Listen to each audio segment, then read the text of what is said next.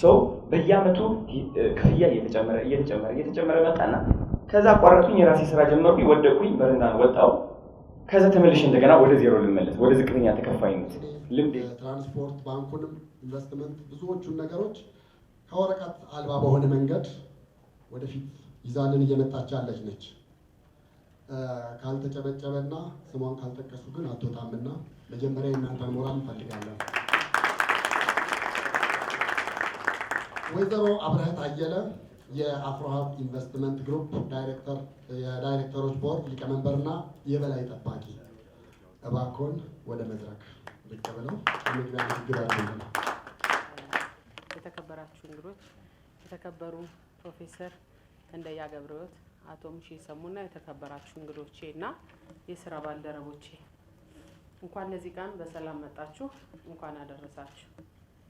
ይሄ በጣም ብዙና ትልቅ ቀን ብዙ ቀናትን ከጓደኞቼ ጋር ሆነን ለፍተን የመሰረትነው ካምፓኒ ለዚህ ስለበቃ መልሼ እንደገና ደስታዬን ለመግለጽ እወዳለሁ።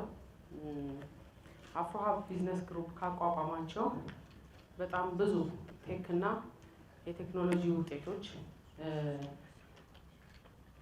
አንዱ የሆነው የኢለርኒንግ ሲስተማችን ዛሬ በከፍተኛ ሁኔታ ይመረቃል። እንደው ስለዚህ ካምፓኒ ብዙ ነገር ብነግራችሁ በጣም ደስታዬ ነበረ። ግን ካለን ጊዜ አንጻርና እናንተንም በጣም ረጅም ሰዓት ስላጉላላናችሁና ስላስጠበቅናችሁ ለቀጣዩ የስራ ባልደረባዬ እድሉን ከፍታለሁ። አመሰግናለሁ። ይህ አዶናይ በጣም ፈሪ ነው። ይህ አዶናይ በራሱ የማይተማመን ነው። ይህ አዶናይ ከሰው በታች ነኝ ብሎ የሚያስብ ነው። ወደ ስኬት መድረስ አልችልም ብሎ ያመነ ነው። ይህ እምነት ከየት እንደመጣ አላውቅም። ግን እዚህ ሀገር ከመጣ በኋላ አንድ ያስተዋልኩት ነገር ምንድን ነው? እኔ የያዝኩት ይዤው የነበረው ኔጌቲቭ የሆነ እምነት ወይም ደግሞ አሉታዊ የሆነ እምነት አብዛኛው ወጣት ላይ ያለ እምነት ነው እና ይህ እምነት ከየት ነው የመጣው? ለምንድን ነው አብዛኛው ወጣት በራሱ የማይተማመነው? ለምንድን ነው አብዛኛው ወጣት ስኬት ላይ የማይደርሰው? መጨረሻ ላይ የደረስኩባት እቺ መልስ ምንድን ነች? ብዙዎቻችን አስተዳደጋችን፣ ታሪካችን መድረስ ከምንፈልግበት ደረጃ ያቆመናል። እንግዲህ ጓደኞቼ ይተርጉኝ ነበር። እኔ ለፍቅር የጠየቅኳቸው አንዳንድ ሴቶችን እንዲሉ ነበረ በከባድ ሁኔታ በሚያሳፍር ማለት ነው ነገራቸው። ስለዚህ እነሱ ታሪኮቼ ምን የሚል ድምዳሜ ውስጥ አደረሰኝ? አንዱ ጓደኛ ደደብ ብሎ ሰደበኝ። እኔ ደደብ ነኝ፣ ትልቅ ደረጃ መድረስ አልችልም፣ አይምሮዬ አይሰራም የሚል እምነት ያዙ። አንዷ ሴት ለፍቅር ጠይቂያት ከዛ እምቢ ስትለኝ ቁመት አልወደድኩም ስትለኝ አዶናይ በቂ አይደለም፣ ቆንጆ አይደለም የሚል ድምዳሜ ላይ ደረስኩኝ። እነዚህ እምነቶች ተሸክሜ በምንም ተአምር ወደፊት መንቀሳቀስ አልችልም። እነዚህ እምነቶችን ይዤ በምንም ተአምር በጀመርኩት ነገር መጨረስ አልችልም። ምክንያቱም እነዚህ እምነቶች ከሰው በፊት መጥተው እኔን ያቆሙኛል ማለት ነው ከስኬቴ። እና ወደ አፍሪ ቱተርስ ስመጣ ማለት ነው ይህ አፕሊኬሽን ወይም የትምህርት ዌብሳይት ከ3 ዓመት በፊት አስበውና አልሞ ነበረ። እውን ለማድረግም የምፈልገው ዓላማ ነበረ። አሁን እውን አድርጌዋለሁ። እንዴት አድርጌ ነው ወጣቶችን ማገዝ የምፈልገው? እንደ አንድ ባለቤት እና መምህር ሆኜ ወደዚህ አፍሪ ቱተርስ ስመጣ ብዙ መቀየር የምፈልጋቸው ነገሮች አሉ። መጀመሪያ መስራት የምፈልገው የወጣቶች አስተሳሰብ ላይ ነው። ማይንድሴት አይምሮ የተዳከመ ከሆነ በራስ ማትተማመን ከሆነ የጀመርከውን ጀምር በምንም ተአምር ስኬት ላይ መድረስ አትችልም። እምነትህ ነው ትልቅ ደረጃ የሚያደርስ ብዬ አስባለሁ። ለዛም ነው አፍሪ ቱተር ውስጥ እኔም እንደ መምህር ሆኜ መጥቻለሁ። ኮንፊደንስ ስልጠና እሰጣለሁ። የበራስ መተማመን ሰው ምን ይለኛል የሚለው እና ሞልሰው የአይምሮ ዋነኛው ደግሞ የራስ አመለካከት ሰልፍ ኢሜጅ፣ አንተ የምትደርስበት ደረጃ ራስህን በምትመለከትበት እኩል ነው። ለራስ ያለኝ አመለካከት ስቀይረው ደረጃዬን ተስተካከለ። ይህ ለውጥ ወጣቶች ላይ መፍጠር እፈልጋለሁ። ሌላው ማስተማር የምፈልገው ነገር ደግሞ ምንድነው? ያው ቲክቶክ ነው። ቲክቶክ እንደዚህ ቅጥር ተፋርጌ በልቻለሁ በደንብ አድርጌ።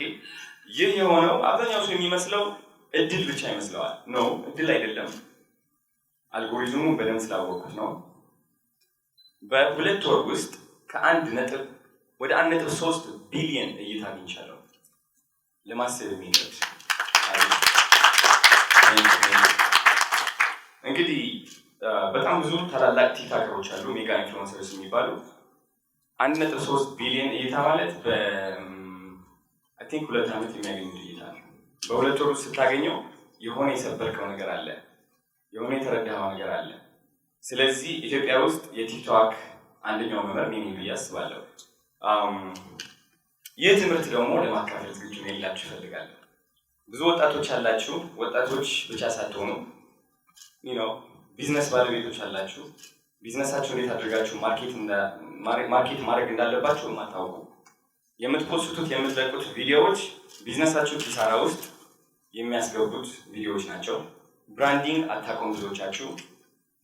ፐርሰናል ብራንዲንግ የሚባል ነገር አለ። የአዶናይ ፐርሰናል ብራንዲንግ እንግዲህ ብዙዎቻችሁ ታውቁታላችሁ። ስለዚህ ይህ ፐርሰናል ብራንዲንግ ሚስጥር አሳልፌ መስጠት እፈልጋለሁ። ቢካዝ ለምንድን ነው የምሰጠው? እኔ አሁን አብዛኞቹ ከአጠገቤ የነበሩ ስኬታማ ሰዎች የዛኔ ገንዘብ ሳይኖረኝ፣ እውቀቱ ሳይኖረኝ፣ ስኬቱ ሳይኖረኝ ምንም ያካፍሉኝ ነገር አልነበረም። የራሳቸው ፎርሙላ፣ የራሳቸው ሚስጥር ራሳቸው ደብቆ ብቻቸው ስኬታማ ለመሆን የፈለጉ ጓደኞች ነበሩኝ። እኔ ግን እንደዚህ አይነት ወንድ መሆን አልፈልግም።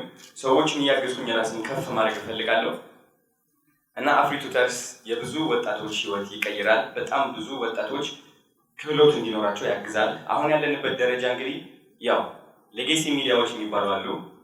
እነዚህ ሚዲያዎች ቀርተው ቲቪ ላይ የሚታዩ ሚዲያዎች እየቀነሱ ወደ ስልክ እየተቀየረ ነው። አብዛኛው ሰው ቀና ብሎ ማየት አቁሞ ድንን ብሎ ማየት ጀምሯል። ሁሉም ነገር የሚገኘው እዚህ ውስጥ ነው ማለት ነው። ፕሮሞሽኖች እዚህ ናቸው፣ ቢዝነሶች እዚህ ናቸው፣ የኢትዮጵያ ኢኮኖሚ እንዳለ እዚህ ውስጥ ነው። ይህ ማለት ምንድነው? ለወጣቶች በሚሊዮኖች የሚቆጠሩ የስራ እድሎች አሉ። ግን ህይወታችን መቀየር ከፈለገን ክህሎት መማር ይኖርብናል። ቪዲዮግራፊ፣ ሲኔማቶግራፊ፣ ግራፊክስ ዲዛይን፣ ኮንተንት ክሪኤሽን፣ ስክሪፕት ራይቲንግ፣ እነዚህ ነገሮችን ካልተማርን አሁን ባለንበት ደረጃ በጣም ብዙ ነገር ነው የምናደርገው። በጣም ብዙ ህይወት ቀያሪ እድሎች ያመልጡናል ማለት ነው። እኔም ወደዚህ የመጣሁት ይህ ነገር ለመቀየር ነው። አላማዬም ዛሬ እውን ሆኗል። ብታጨበጭቡ ደስ ይለኛል። ቴንክ ዩ ሶ ማች። ወዳቸዋል። አንድ ጊዜ ድጋቸው ሻንጣዬን ይዤ ወዴት እንደሚሄድ አላውቅም። $100 ነበር የሰጠኝ ከዝኔ። እቺ $100 ለኡበር ሆነች። መንገድ ለመንገድ ከዛ ዝም ብዬ እዞራለሁ። ምንድን ነው ማድረገው? ምን እያደረኩኝ ነው? የዛኝ አስታውሳለሁ። ለ2 ዓመት ሙሉ እኮ ከተቀጣሪነት ወጥቼ ነበር። ከዛ የዛች ቀን ግን በረዶ ቅጥቅጥ ሲያደርገኝ ቦርሳዬን ይዤ በትክክል ማሰብ ጀመርኩኝ። ለምንድን ነው ኢትዮጵያ ሄጄ የማልሰራው? ለምንድን ነው እዚህ የምትሰቃየው? ቢካዝ ከ2 ዓመት ከተቀጣሪነት ወጥቼ አስቡት እንግዲህ ተመልሼ ተቀጣሪ ለመሆን ስሞክር እንደገና ቢካዝ ከዛ በፊት እየሰራሁት የነበረው ስራ ሱፐርቫይዘር ነበርኩኝ። የሴኩሪቲ ተከፋይነቴ እየጨመረ ነበር። ቢካዝ ለ3 ዓመት 4 ዓመት ሰርቻለሁ እዛ ቦታ ላይ። በየአመቱ ክፍያ እየተጨመረ መጣና ከዛ አቋረጥኩኝ። የራሴ ስራ ጀመርኩኝ፣ ወደቅኩኝ፣ በረንዳን ወጣሁ። ከዛ ተመልሼ እንደገና ወደ ዜሮ ልመለስ፣ ወደ ዝቅተኛ ተከፋይነት። ልምድ የለህም ተብዬ ማለት ነው። እና ኦኬ የሆነ ስህተት ሰርቻለሁ፣ ኢትዮጵያ መመለስ አለብኝ። አዲስ አበባ በጣም እያደገች ነው፣ ኢትዮጵያ በአጠቃላይ እያደገች ነው። በጣም ብዙ እድሎች እየመጡ ነው ለወጣቶች፣ እያስተዋላችሁት ነው። ቢዝነስ ካለ ቪዲዮ ክሪኤሽን፣ ቪዲዮ ኮንተንት ክሬት ማድረግ የማትችል ከሆነ በምንም ተአምር ማደግ አትችልም። በምንም ተአምር ካምፓኒዎችን መብለጥ አትችልም። ቢዝነሶችን መብለጥ አትችልም። ወደ ኪሳራ ትገባለህ። ይህ በ100% እርግጠኛ ነው የምናገረው። 100% ካለ ቲክቶክ ቢዝነስ አይሆንም። that's very simple። ስለዚህ እኛ ኮንተንት ክሬተሮች ደግሞ ለበጣም ብዙ ቢዝነሶች እናስፈልጋቸዋለን። ኮንፊደንስ ደግሞ ላስተምራችሁ ፍቀዱልኝ። ኮንፊደንስ ከሌላችሁ እንዴት ብላችሁ ከካሜራ ፊት ቆማችሁ በኩራት ትናገራላችሁ? የቢዝነስ ባለቤቶች አላችሁ። ሌላ ኮንተንት ክሬተር ወይም ቪዲዮ የሚሰራ ቲክቶከር መቅጠር አትችሉም። ግን ደግሞ ሌላው ችግር ምንድነው? ለራሳችሁ መናገር አትችሉም። ካሜራ ትፈራላችሁ። ሰው ምን ይለኛል? ወይኔ ጉድ እንደዚህ ቢሆንስ እንደዛ ሊመጣብኝ፣ አሉታዊ የሆነ አስተሳሰብ። አያችሁ የውድቀታችን ምንጭ እዚህ ውስጥ እንዳለ። ይህ ካልቀየርነው ደግሞ መቀየር አንችልም። ወደዚህ አዲሱ ገንዘብ መቀላቀልም አንችልም።